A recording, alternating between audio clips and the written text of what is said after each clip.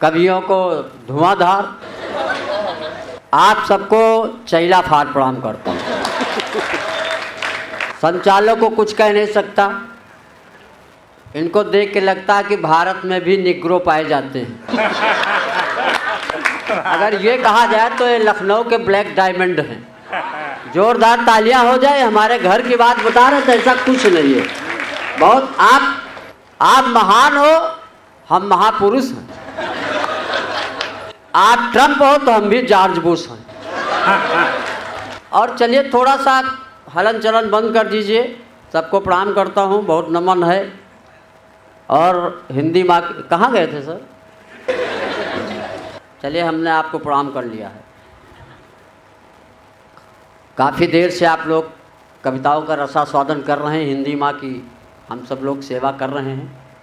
4 पंक्तियाँ पहले जिस कार्यक्रम के लिए हम वो आए हैं उसके लिए। और एक बात मैं निवेदन करना चाहता हूँ, हिंदी के लिए इतना शोर शराबा मचाने की ज़रूरत नहीं है। हर जगह यही कहा जाता है हिंदी राजभाषा, मातृभाषा, राष्ट्रभाषा। हम कहते हैं हिंदी विश्व भाषा।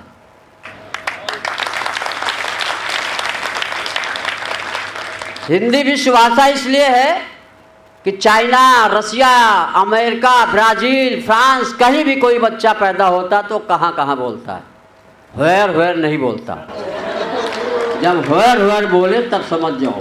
और एक बात, हिंदी और अंग्रेजी में एक कल्चर ये है कि जब हम अंग्रेजी में किसी को प्रणाम करते हैं तो पहले टाइम देखते हैं। सुबह है तो गुड मॉर्निंग, दोपहर है तो गुड नून, शाम इवनिंग गुड नाइट। लेकिन हिंदी माँ जब प्रणाम या अभिवादन सिखाती है तो टाइम नहीं देखती, सबको हम प्रणाम, नमस्कार, नमन करते हैं। ये हिंदी माँ।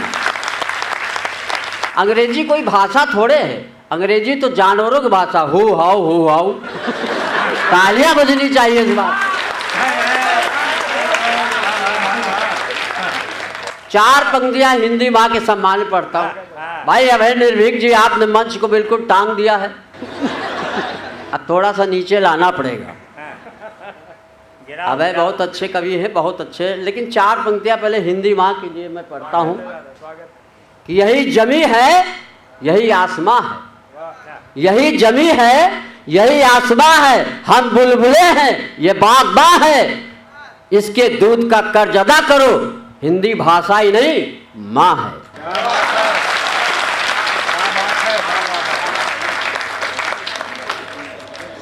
अब चूंकि राष्ट्रभक्ति के बाद अब हमको लगा दिया गया है। अब मुकुल भैया, ये वंदना कहाँ चली गई? इनको तो प्रणाम करना भूल ही गया था। वंदना को विशेष प्रणाम करता हूँ और गुप्त प्रणाम करता हूँ। नहीं, मानस में भी है, गुरु ही प्रणाम मन ही मन कीना। गुरु को तो भगवान राम ने मन में प्रणाम किया तो गुप्ता है। एक बार जोरदार तालियां इनके लिए हो जाए मातृ शक्ति के रूप में। अभय भैया जब जब मंच पे कविताएं पढ़ते हैं तो इनकी कविताएं राष्ट्रभक्ति हमारी रक्त वाहिनियों में समाहित हो जाती है, एक एक कोशिका में चली जाती है। कोशिका छोड़ो, माइटोकॉन्ड्रिया में घुस जाती है। अब ये बात अलग है कि ये शादीशुदा है तब भी निर्भीक लिख रहे हैं अपने आप को। अगर ये निर्भय लिखे, निश्चल लिखे तब तो ठीक है, ये अनमैरिड है। लेकिन शादीशुदा लोग अगर निर्भीक अपने आप को लिखते हैं तो ये बड़ा आश्चर्य है। एक बार ये लिख रहे थे मेवाड़ का इतिहास, इन्होंने लिखा बिछा दूंगा लाश पे लाश। पत्नी आई बोली शाबाश, घर में एक बिस्तर तक नहीं बिछा सकते, घर में एक बिस्तर तक नहीं बिछा सकते, लाश पे लाश बिछाओगे, बेलन उठाओगे तो पलंग के नीचे घुस जाओगे। लेकिन कोई मेरा मतलब ये नहीं है कि इनका उपहास करना है, बहुत अच्छे हैं और बहुत मैं प्रणाम करता हूँ, नमन करता हूँ। और इस समय अगर देश के वीर रस के कवियों की सूची बनाई जाए तो टॉप 10 में है भाई अभय निर्भीक जी। इनके लिए एक बार जोरदार तालियां हो जाए। अब इससे ज़्यादा चमचागिरी गुरु हमसे ना करवाओ, इतना करना था कर दिया। बहुत अच्छा लग रहा है। कई कवियों ने प्यार मोहब्बत से शुरू किया, फिर बाद में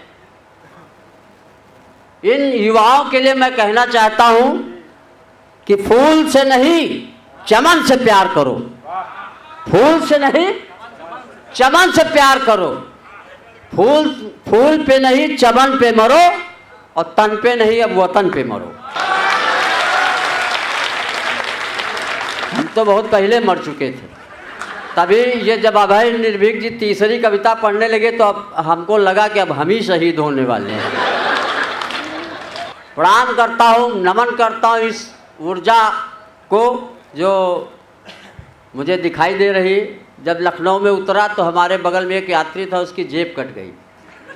उसने जब उस पर लिखा था मुस्कुराइए आप लखनऊ में, हम तो मुस्कुराने की कोशिश कर रहे थे लेकिन वो बेचारा नहीं मुस्कुरा पाया। कभी कभी ये हो जाता अक्सर। ऑटो वाले सब ने पूछा, हमने कहा भैया विश्वविद्यालय चलोगे? तो उसने कहा बाबूजी हिंदी में बताओ। तो हमने कहा यूनिवर्सिटी। बोला चलो। कहाँ जी रहे हैं? क्यों कहाँ जी रहे हैं? बहुत बढ़िया। नहीं कविता पे कह रहे हो कि हमको देख के कह रहे हो? नहीं बड़ा कंफ्यूजन हो जाता है कभी। क्यों भाई कौन भाई? आप तो बिल्कुल मथुरा के मुचकुंद लग रहे हो। एक बार जोरदार तालियां हो जाए। बहुत अच्छा लग रहा है। चलिए हम भी थोड़ा प्यार व्यार से शुरू करते हैं, हालांकि हमारी उम्र निकल चुकी है। एक्सपायरी डेट का प्यार सुनिए। ऐसा नहीं है मुकुल भैया, ऐसा नहीं कि हम प्यार, मेरी प्रेमिका गोबर फेंकने के बहाने आती थी। अब नरकंकाल प्रेमिका गोबरे फेंकेगी, कोई फॉर्चूनर से तो आएगी नहीं। गोबर फेंकने के नहीं ही न करो, तालियां बजानी तो जम के बजाओ। तालियां यहाँ पे बजती। अरे हम कई यूनिवर्सिटी में पढ़ने गए, एक जगह पढ़ रहे थे, हमारे मुंह से निकला तालियां कमजोर हैं। तो एक खड़ा हुआ, उसने कहा तू ही कौन खली का बाप? तो कहीं हमारी केसिस देख के तो नहीं तालियां बजा रहे? नहीं कभी कभी बड़ा कंफ्यूजन हो जाता है, कहाँ कुछ जाता है समझ में कुछ आता है। तो मैं निवेदन कर रहा हूँ, हम प्रेम की बात कर रहे हैं कि मेरे प्रेमिका गोबर फेंकने के बहाने आती थी, घंटों हमसे बतियाती थी, हंसती थी, मुस्कुराती थी, जीने मरने की कस्में खाती थी। मोहब्बत के दुश्मन चंडालों ने भैंसी बेच दिया उसके घर वालों ने। क्या बात है। अब बताओ, हम बिल्कुल अधकचरे सांप वाली स्थिति हो गई। हमने कहा प्रेमिका गई तो गई, अब चलो शादी की तरफ बढ़ो। खैर किसी तरह से आए शादी के लिए, हम उनके घर गए। तो जब ससुराल गए तो हमारी सास ने हमसे पूछा बेटा चाय लोगे कि च्यवनप्राश लोगे? तो ससुर ने कहा खाली सांसें लेता रहे बहू।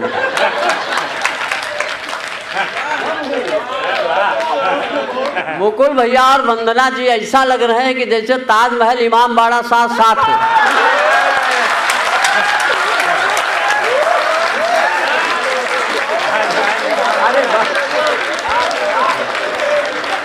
नहीं, ऐसे या यूँ समझ लीजिए कि कश्मीर के बगल में तमिलनाडु, या यूँ समझिए लक्ष्मी जी के बगल में शनिचर। एक बार ये बहुत परेशान थे, जोशी के पास गए। तो जोशी ने कहा कि देखो टाइम है अपना अपना, हमको लग रहा तुम्हारे ऊपर शनि की 7.5 ढैया चल रही है। बोले हम खुदे हैं तो हमारे ऊपर क्या चले। और महान इसलिए है कि 25 वर्षों की काव्य यात्रा में दूसरी बार हमको मिले। इस देव दुर्लभ दर्शन के लिए प्रणाम करता हूँ। प्यार, अब हम इधर देश के लिए मर रहे हैं, इधर कश्मीर वार्ता चल रही, क्या मतलब, क्यों बोल रहे? चलिए प्यार के नाम कुछ पंक्तियां और झोंकता हूँ, अगर पसंद आई तो ठीक, नहीं 10-12 और पढ़ूंगा। हाँ बाकी देखो ऐसा नहीं, सब हमारे युवा बैठे हुए हैं और हमको भी युवा समझो, हम जर्जर युवा हैं। क्यों नहीं, युवा बने रहना चाहिए आदमी को। ये नहीं, अब एक पढ़ रहा था हमारी तरह चेसिस का, कभी कभी हम शेर वेर भी पढ़ते थे। हमने एक जगह पढ़ा, अब तो जिंदगी का ये हाल है सांस लेना भी मुहाल। तो एक श्रोता खड़ा हुआ, उसने कहा तू तो कैसी चीज़ है, कवि है कि दमे का मरीज है। तो ऐसा नहीं होना चाहिए। तो मैं पढ़ता हूँ आजकल प्यार के नाम पे बहुत भगदड़ मची हुई है। भगदड़ मची। हाँ, भगदड़ मची है। भगदड़ मची। हाँ। हमने एक दिन न्यूज में पढ़ा कि एक प्रेमिका 4 प्रेमियों के साथ भगी। तब समझ में आया कि प्यार अंधा ही नहीं, अंधाधुंध भी होता है। क्यों भाई? है। नहीं, प्यार। और एक चीज मैं थोड़ा संशोधन करता हूँ, प्यार कभी अंधा नहीं होता सर, वासना अंधी होती है। प्यार तो राधा कृष्ण ने भी किया, लेकिन आजकल क्या है, अब बताओ, सास दामाद के साथ भग रही, तब 4 पंक्तियां बर्दाश्त करो। ये कैसा इश्क है, ये कैसा प्यार है, पड़वा के साथ पड़िया नहीं, भैंस फरार।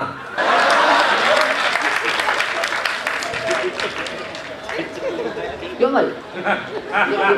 कुछ ज्यादा थोड़ा समर्थन करो यार।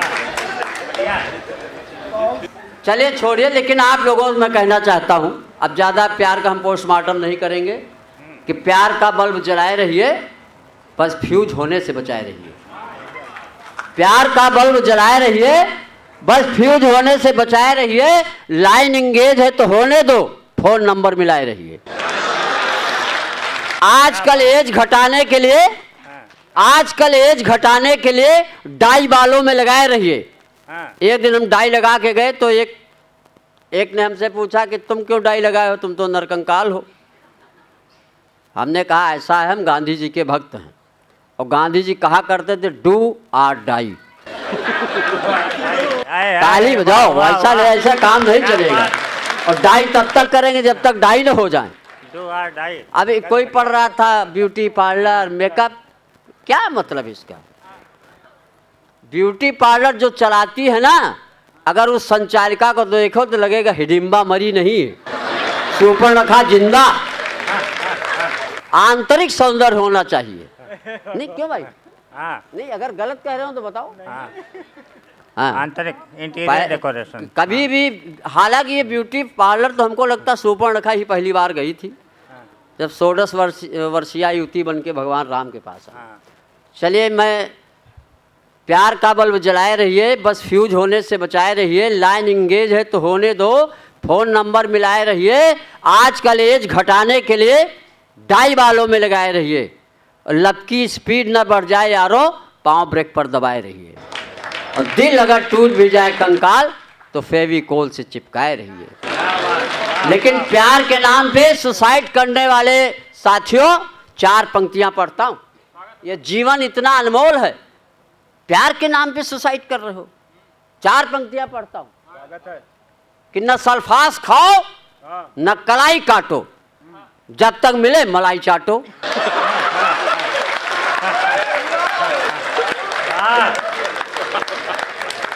क्यों मरते हो भाई? क्यों मरते हो? न सल्फास खाओ न कलाई काटो, जब तक मिले मलाई चाटो। और इश्क जीने का नाम है मजनू, एक छूट जाए दूजी लुगाई छाटो। मतलब जीवन गति बनी रहनी चाहिए प्यार के नाम। अगर वास्तव में आप प्रेमी हैं तो चलिए, मैं थोड़ा और आपको हंसाने का प्रयास करता हूं, क्योंकि बाकी सब करुण रस के कवि हैं। हाँ, तो मैं आपको एक कविता ऐसी पढ़ता हूं जो हमारे देश में कुछ ऐसी घटनाएं हुई हैं। क्यों? अच्छा, हाँ, आदेश है? हाँ बिल्कुल, स्वागत है। अध्यादेश है। अध्यादेश को मैं शिरोधार्य करता हूं, इसके अलावा कर भी क्या सकता हूं। अभी कुछ दिनों पहले, और वो ऐसी प्रजाति का जीव है जिससे हमने बहुत कुछ सीखा है। बहुत पहले हम बटे हुए हैं, कहीं जातियों में बटे हुए हैं। ये देश कहीं जातवाद में है बटा हुआ, कहीं भाषावाद में, कहीं प्रांतवाद में, कई वाद हैं। लेकिन इस देश में अगर है तो जिसमें कोई विवाद नहीं, वो है आशीर्वाद और धन्यवाद।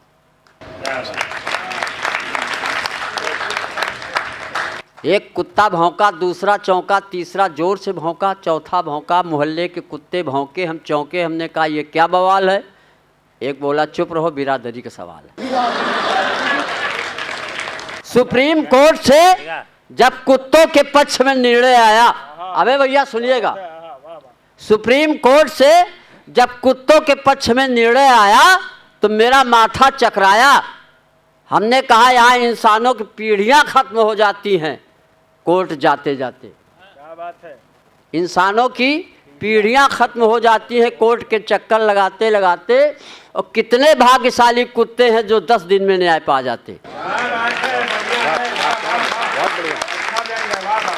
कितने भाग्यशाली कुत्ते हैं जो 10 दिन में न्याय पा जाते। अरे जब भगवान राम ने, और एक बात तुलना करता हूं कि जो भौंकता है काटता है समाज और न्यायपालिका उसी से डरती है। गाय सीधी है इसलिए वो घास चरती है। भगवान राम ने जब एक कुत्ते को न्याय सुनाया, कुत्ते को मारने के जुर्म में एक ब्राह्मण को कालिंजर का महंत बनाया। अब देखिए कुत्तों का इतिहास मैं बता रहा हूं, अब बाद में न कहना कि कुत्ते की कविता सुन रहे हैं। एक आजकल कितना प्यार हो गया। मैं अयोध्या के पंडित जमुना उपाध्याय जी क्या लिखते हैं, बहुत अच्छा लगता है। आज इतना हम ये नहीं कहते समस्त प्राणियों में ईश्वर का वास है, लेकिन माता पिता को छोड़ करके अगर हम कुत्तों को गोद ले तो कितना उपहास है हमारी भारतीय संस्कृति का। तो मैं पढ़ता हूँ कि एक मैडम के कुत्ते को हमने गलती से जब कुत्ता कह दिया तो मैडम हम पर भड़क गई, मर्यादा की लक्ष्मण रेखा तड़क गई। बोली तुमने हमारे कुत्ते को कुत्ता कैसे कहा? मैं इसे डागी बुलाती हूँ, मैं इसे डागी बुलाती हूँ, नहलाती हूँ, धुलाती हूँ, महंगे से महंगे ब्रेड बिस्किट खिलाती हूँ और तो और इसे बेड में अपने साथ ही सुलाती हूँ। मैंने कहा हे ईश्वर, तुम्हारे न्याय के मेघ कहाँ कहाँ बरसते हैं। कुत्ता कितना भाग्यशाली और हम तरसते। हालांकि यहाँ पे भाग्यशाली का अर्थ दूसरा है। भाग्यशाली का मतलब जिसकी साली भाग गई हो, दैट इज कॉल्ड भाग्यशाली। कुत्ते तरसते। आप लोग गलत समझ रहे हो, हमेशा बड़ा कंफ्यूजन होता है, बड़ा कंफ्यूजन हो जाता है। बड़ा जो कुछ कहना चाहिए वो थोड़ा सा, अब कभी कहते हैं हम इशारे में बात कह रहे हैं वही भाई। ये ऑडियंस इतनी थोड़े, ये आप लोग हम लोगों से ज़्यादा बुद्धिमान हैं। बहुत आप बहुत इंटेलिजेंट, हम तो खाली जेंटे हैं, आप लोग तो इंटेलिजेंट हो। चलिए मैं पढ़ता हूँ, इस कविता को संपूरित करना चाहता हूँ। स्वागत। और जब फिल्मों में डायलॉग लिखे जाते हैं तो कुत्ते बहुत इम्पॉर्टेंट बनाए जाते हैं। मैं तुझे कुत्ते की मौत मारूंगा, बसंती इन कुत्तों के सामने मत नाचना, तेरी हस्ती को मिट्टी में मिला दूंगा, तेरे जिस्म की बोटी कुत्तों को खिला दूंगा। हिंदी साहित्य भी कुत्तों के बिना अधूरा है, हिंदी साहित्य भी कुत्तों के बिना अधूरा है। श्री रामचरितमानस में तुलसी बाबा लिखते हैं, सूख हाड़ लय भाग सठ निरख श्वान मृगराज। और रहीमदास लिखते हैं कि काटे चाटे श्वान की दोहू भांति विपरीत। हे ईश्वर, जब मुझे कभी कुत्ता बनाना, मैं भगवान से कुत्ता बनने की प्रार्थना कर रहा हूँ। है कोई इतनी हिम्मत वाला कभी? हे ईश्वर, जब कभी मुझे कुत्ता बनाना तो धोबी का कुत्ता मत बनाना। हे ईश्वर, जब कभी मुझे कुत्ता बनाना तो धोबी का कुत्ता मत बनाना। मैं भी अपने भाग्य पर चाहता हूं इठलाना, धर्मराज युधिष्ठिर के साथ चाहता हूं स्वर्ग तक जाना।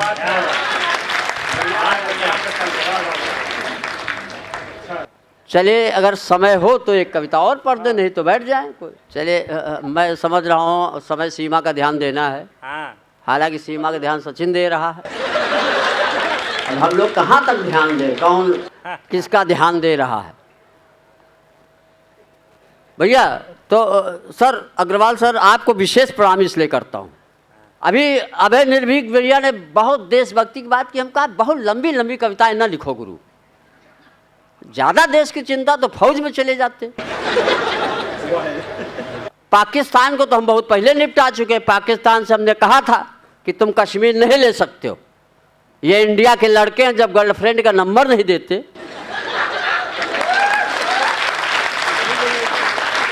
और चाइना दुश्मन देश है। हालांकि इस समय बड़ी स्थिति खराब है। जब ट्रंप ने वो क्या टैरिफ वैरिफ वो किया तो मोदी जी ने चाइना से हाथ मिला लिया। अब ट्रंप खुद ही कांपने लगा। ये हमारा देश बहुत महान देश है, समझ लो। हाँ। तो ये स्थिति है।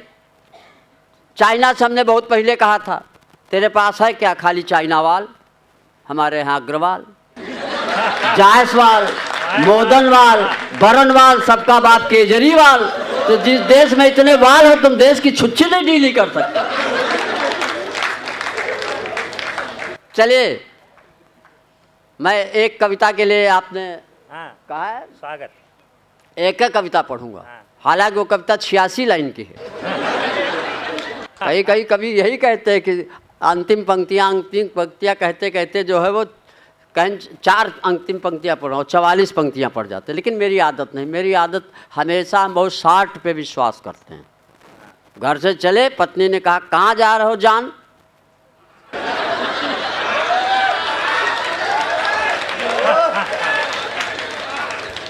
नहीं, इसमें इतना शोर मचाने की क्या जरूरत? हम में जान है अभी, इसीलिए वो हमको जान कहती। पत्नी ने कहा जान कहाँ जा रहे हो? हाँ। हम कहा जान क्यों बोलती? तो बोली जानवर कहने में लंबा हो रहा। वाह वाह वाह वाह, बहुत बढ़िया। तो हमने कहा रानी ये सब ना कहा करो। हाँ। तो बोले तुम रानी क्यों कहते हो? हम कहा नौकरानी कहने में भी लंबा हो रहा। 60 में निपटाओ। क्या बात। बहुत ज़्यादा उसमें विस्तार में बहुत लोग बहुत फेंकते हैं। तो हम ये कोई ऐसी बात नहीं। बहुत अच्छा। अभी मुकुल महान जी ऐसे थोड़े महान हैं। इनके बच्चे ने एक दिन इनसे पूछा हाँ। कि राम ने पिता की बात मानी इसलिए पूंजे गए, प्रहलाद ने पिता की बात नहीं मानी इसलिए पूंजे गए। इन्होंने कहा बेटा मम्मी की बात मानो नहीं दोनों लोग पूंजे जाएंगे। ये स्थिति है हमारे देश की।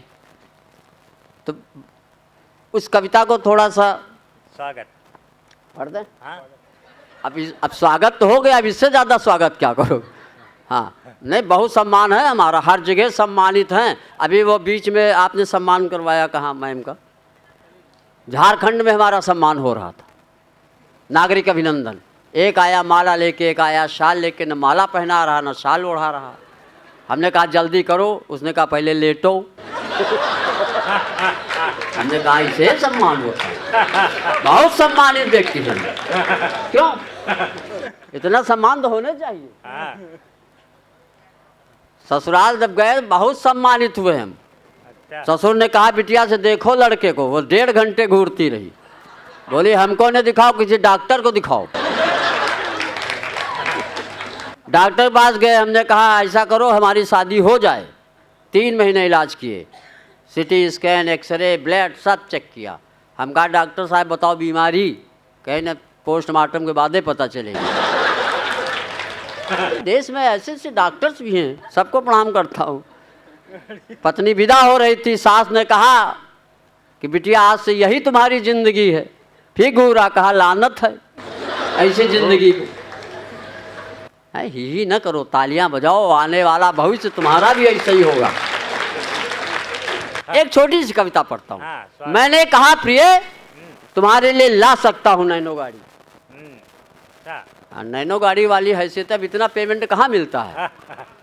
हे प्रिय तुम्हारे लिए ला सकता हूँ नैनो गाड़ी, या कहो खरीद के लाऊं बनारस से साड़ी, या कहो घुमा लाऊं खंडाला, या कहो दिखा लाऊं आगरे का ताज। पत्नी डोली घुड़क के बोली हे 1.5 हड्डी के पहलवान।